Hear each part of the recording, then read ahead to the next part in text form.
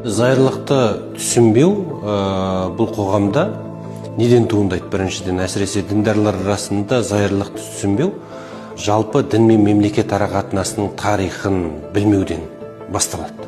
Деструктивті ағымдардың ең бір қуат алатын жері фундаментализм ғой.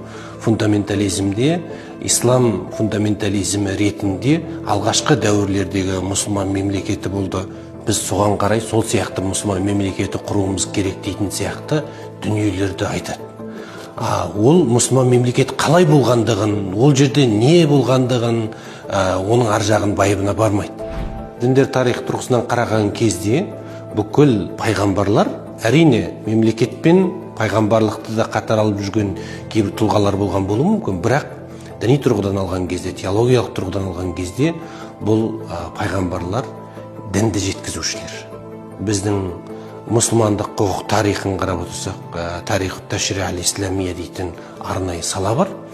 Бұл жерде мысалы шариғаттың өзгермейтін құндылықтар бар. Бұл адами құндылықтарға байланысты.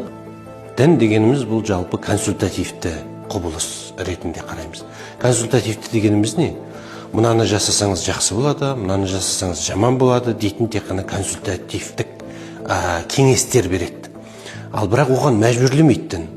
Ал дін мәжбүрлеген уақытта ол дін болмайды. Себебі дін бұл адамның өз еркімен, ішкі жан дүниесімен болу керек.